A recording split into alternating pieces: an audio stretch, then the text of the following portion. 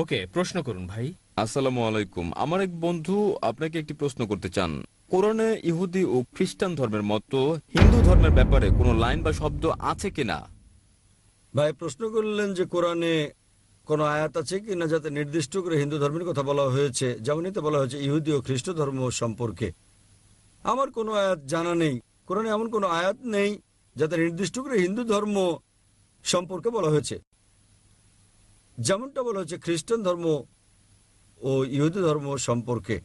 তবে কোরআন বলছে সূরা রাদ অধ্যায় নম্বর 13 আয়াত নম্বর 38-এ কোরআন বলছে, লিকুল্লি আজলিন কিতাব, প্রত্যেক যুগে আমি ওহী পাঠিয়েছি। নাম ধরে কেবল 4টি আসমানি কিতাবের কথা উল্লেখ আছে কোরআনে, তাওরাত, জাবুর, ইনজিল এবং কোরআন। তাওরাত হচ্ছে সেই ওহী যা মুসা আলাইহিস সালামকে দেওয়া হয়েছে, জাবুর হচ্ছে সেই ওহী যা দাউদ আলাইহিস সালামের উপর নাজিল করা হয়েছিল, ইনজিল হচ্ছে সেই ওহী যা ঈসা আলাইহিস সালামের উপর নাজিল করা হয়েছিল, এবং কোরআন হচ্ছে সেই ওহী যা নবী মুহাম্মদ সাল্লাল্লাহু আলাইহি সাল্লামের উপর নাজিল হয়েছে। তবে এই 4খানা কিতাব ছাড়া আরো গ্রন্থ অনেক এসেছে, উদাহরণস্বরূপ সুফে ইব্রাহিম। যদি আপনি আমাকে প্রশ্ন করেন বেদকে কি আপনি ঈশ্বরের বাণী বলে বিবেচনা করেন, আমি বলবো আমি জানি না। কারণ এমন কোনো আয়াত নেই পবিত্র কোরআনে যেখানে বলা হয়েছে বেদ ঈশ্বরের বাণী। নবীর এমন কোনো হাদিসও নেই যেখানে বলা হয়েছে ঈশ্বরের বাণী বেদ। তাই আমি বলি এটা হতেও পারে, নাও হতে পারে, আমি জানি না, আমি এর নিশ্চয়তা দিতে পারি না। তবে যদি এটা ঈশ্বরের বাণী হয়েও থাকে, যদি ঈশ্বরের বাণী হয়েও থাকে, তবে কোরআনের আগে আসা সবগুলো গ্রন্থ কোনো না কোনো জনগোষ্ঠীর জন্য নির্দিষ্ট ছিল, এবং এসব বাণী অনুসরণ করার মেয়াদ ছিল পরবর্তী গ্রন্থ না আসা পর্যন্ত। তো বেদ ঈশ্বরের বাণী হলেও তা ছিল ওই সময়ের এবং নির্দিষ্ট গোত্রের মানুষের জন্য।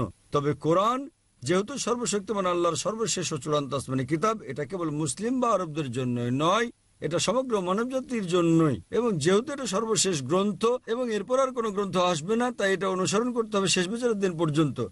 তো এর উপর ভিত্তি করে যদি আপনি বলেন যে ধারণাগতভাবে বেদ ঈশ্বরের বাণী, এটা ছিল ওইসব লোকদের জন্য, ওই সময়ের জন্য।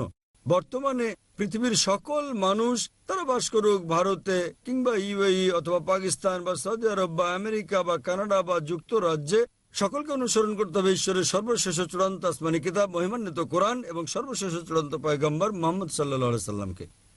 ওকে, আমার বিশ্বাস একজন নও মুসলিম আছেন আমার বাম দিকের মাইকে, ঠিক? আসসালামু আলাইকুম, আমার নাম মোহাম্মদ আলী এবং আমি ইসলাম গ্রহণ করেছি গতকাল জুমার নামাজের আগে। এবং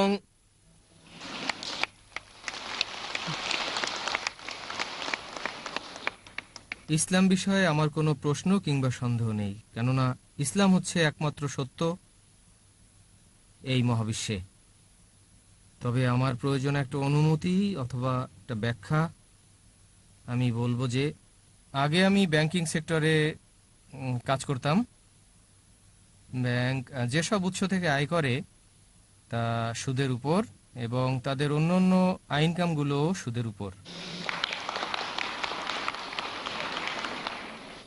তাই আমার ব্যাংকিং সেক্টরের সঙ্গে থাকা উচিত কিনা? ভাই আমাকে বললেন আলহামদুলিল্লাহ গতকাল তিনি ইসলাম কবুল করেছেন এবং তিনি একটি ব্যাংকে কাজ করেন যার আয়ের উৎস হচ্ছে সুদভিত্তিক। তো তিনি এটা করবেন কি না? ভাই যদি আপনি প্রচলিত ব্যাংকে চাকরি করেন যা রিবা নিয়ে কাজ করে, সুদ নিয়ে কাজ করে, তাহলে প্রচলিত ব্যাংকে কাজ করাটা হচ্ছে হারাম। আল্লাহ কোরআনে বলেছেন সূরা বাকারা অধ্যায় নম্বর 2 আয়াত নম্বর 278-279-তে যে তোমরা সুদের দাবি ছেড়ে দাও। যদি তুমি সুদের দাবি না ছাড়ো তো আল্লাহ এবং তার রাসূলের সঙ্গে যুদ্ধের জন্য তৈরি হও। তাই সুদের লেনদেন হচ্ছে একটা বড় পাপ। প্রচলিত ব্যাংকে কাজ করাটা হারাম। আমি আপনাকে অনুরোধ করি যে আপনি যোগদান করতে পারেন যে কোনো ইসলামী ব্যাংকে। ইউএইতে, দুবাইতে মাশাআল্লাহ অনেক ইসলামী ব্যাংক রয়েছে। এসব ইসলামী ব্যাংক রিবা বা সুদের ভিত্তিতে কাজ করে না, তারা ইসলামী শরিয়া লাভ ক্ষতি নীতির উপর কাজ করে থাকে। আপনার প্রচলিত ব্যাংকে কাজ ছেড়ে দেওয়া উচিত এবং যোগদান করুন ইসলামী ব্যাংকে যা ইসলামী শরিয়া ভিত্তিক। ধন্যবাদ। এবার ডান দিকের মাইকে কোনো নও মুসলিম আছেন? অমুসলিম বন্ধুর পক্ষ থেকে তিনি আমাকে বলেছেন জিজ্ঞেস করতে ডক্টর জাকির নায়েককে কোরআনের পারা 15 রুকু 9 আয়াতে লেখা আছে ওকুল জা আল হুক্কু ওয়াজহাকাল বাতিল ইন্নাল বাতিল কান জাহুয়া। তিনি জানতে চান এটা কি মেহেদী আলাইহিস সালামের সম্পর্কে না অন্য কিছু। ভাই কোরআনের একটি আয়াত উল্লেখ করেছেন, তবে রেফারেন্সটা ভুল ছিল। সঠিক রেফারেন্স হচ্ছে সূরা ইসরা অধ্যায় 17 আয়াত নম্বর 81, যাতে বলা হয়েছে, वकुल जा अल्लाह वज़ाकल बातिल इन्नल बातिल कान ज़हूका। হ্যাঁ হ্যাঁ হ্যাঁ এটা সূরা ইসরা অধ্যায় 17 আয়াত নম্বর 81, যার মানে তাদের বলে দিন সত্য সমাগত, মিথ্যা অপসৃত, নিশ্চয়ই মিথ্যা দূর হওয়ারই ছিল। এখানে কি মেহেদী আলাইহিস সালামের কথা বলা হয়েছে? হ্যাঁ, আগমন অথবা আগমন। এই আয়াতে শুধুমাত্র বলা হয়েছে মিথ্যার উপর সত্যের জয়, মিথ্যে অপসারিত হয়। এখানে মেহেদী আলাইহিস সালাম সম্পর্কে বলা হয়নি। এখানে শুধুমাত্র বলা হয়েছে যখন সত্য ও মিথ্যা প্রতিযোগিতায় নামে সর্বদাই সত্যের জয় হয়। তাই আপনাকে সবসময় সত্যের উপর থাকতে হবে, মিথ্যার উপর নয়। মেহেদী আলাইহিস সালামের কোনো ব্যাপার এখানে নেই। এটা কোরআনের একটি সাধারণ নিয়ম আল্লাহ সুবহানাহু ওয়া তাআলার, যে সত্য সবসময় মিথ্যার উপর জয়ী হবে। আশা করি উত্তরটা পেয়েছেন। স্যার, আরেকটু কি ব্যাখ্যা দিবেন?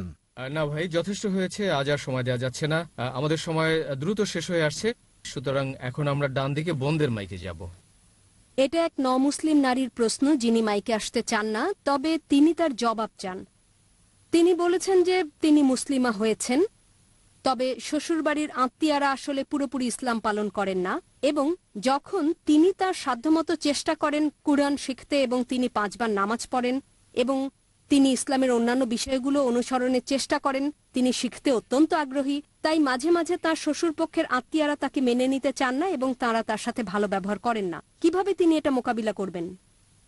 বোন প্রশ্ন করেছেন, তিনি ইসলাম ধর্ম কবুল করেছেন, কিন্তু বিয়ের পর তার শ্বশুরবাড়ির আত্মীয়রা ইসলাম পালন করে না, এবং যখন তিনি ইসলাম পালন করেন তারা ভালো ব্যবহার করে না।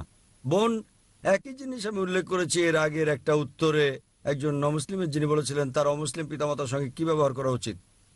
একই উত্তরের ক্ষেত্রেও শ্বশুরবাড়ির আত্মীয়দের সঙ্গে তার কি করা উচিত।